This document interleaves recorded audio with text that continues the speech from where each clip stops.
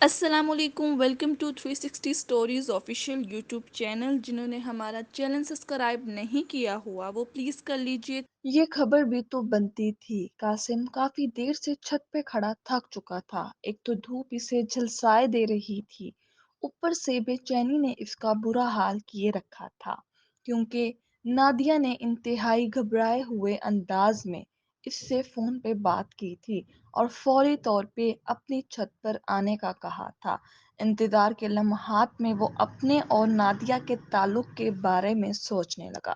Nadia محلے کی سب سے حسین لڑکی ہونے کے ساتھ ساتھ قریب کے ایک پرائیویٹ ہسپتال میں لیبارٹری ٹیکنیشین کی جاب کرتے ہوئے محلے کے لوگوں کی صحت کے مسائل میں ہمیشہ ہر ایک کی مدد کرنے والی ہے۔ نادیہ محلے کے لوگوں میں عزت کی نگاہ سے دیکھی جاتی تھی اور قاسم بچپن میں والد کا سایہ سر سے اٹھنے اور اپنی ماں اور ذہنی مزدور بہن کی ذمہ داریاں نبھانے کے باوجود محلے کا واحد گریجویٹ تھا اور ایک فارماسیوٹیکل کمپنی میں میڈیکل ریپ کی حیثیت سے کام کرنے کی وجہ سے ویسے ہی سب کی نظر میں ایک الگ حیثیت رکھتا تھا۔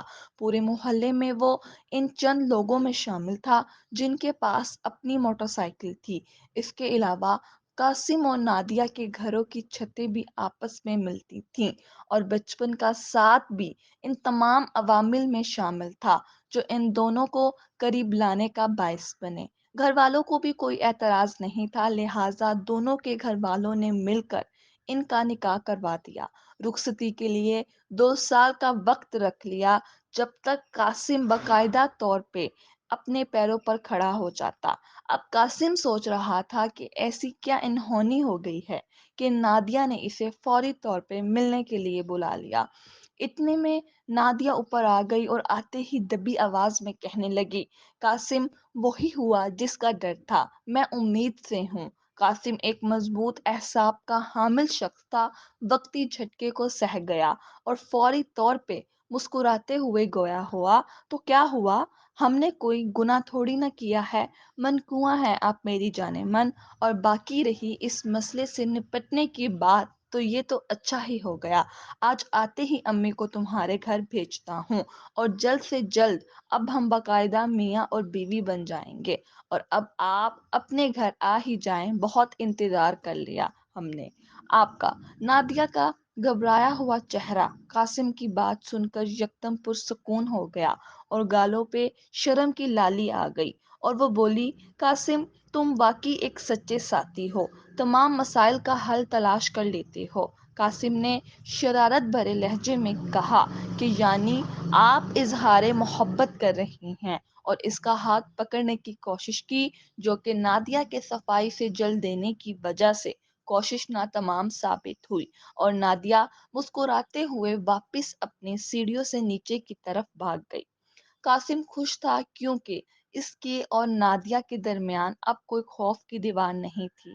اپنی امی سے جب اس نے بات کی، فوری رخصتی کی، تو وہ جان دیدہ خاتون معاملات کو سمجھ گئیں اور جا کر نادیہ کے گھر والوں کو بھی قائل کر لیا کہ اگلے جمعے کو ایک سادہ سی ترکیب میں وہ نادیہ کو رخصت کر دیں۔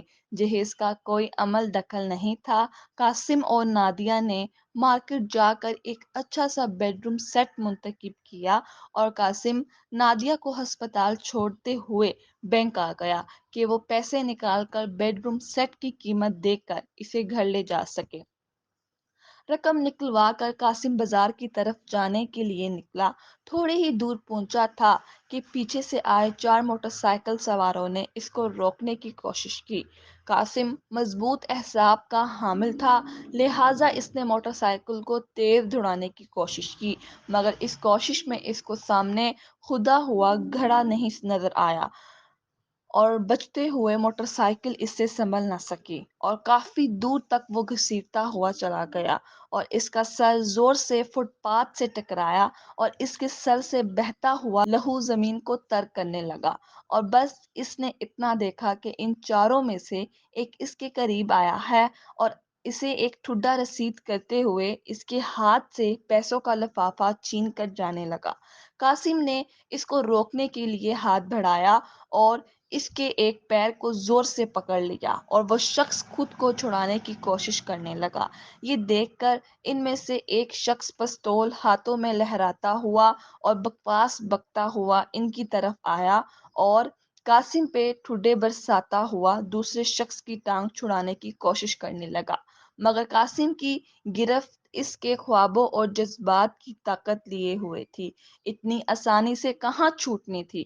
دوسرے شخص کو اب شدید غصہ آ گیا اور اس نے اپنے پستول کو لوڈ کیا اور غصے کی حالت میں 3 فائر کر دیے۔ اب قاسم کی آنکھیں ڈوبنے لگی اور ان میں نمی اترنے لگی اور اس کی آنکھوں میں بسا ہوا نادیہ کا سپنا جھلملانے لگا۔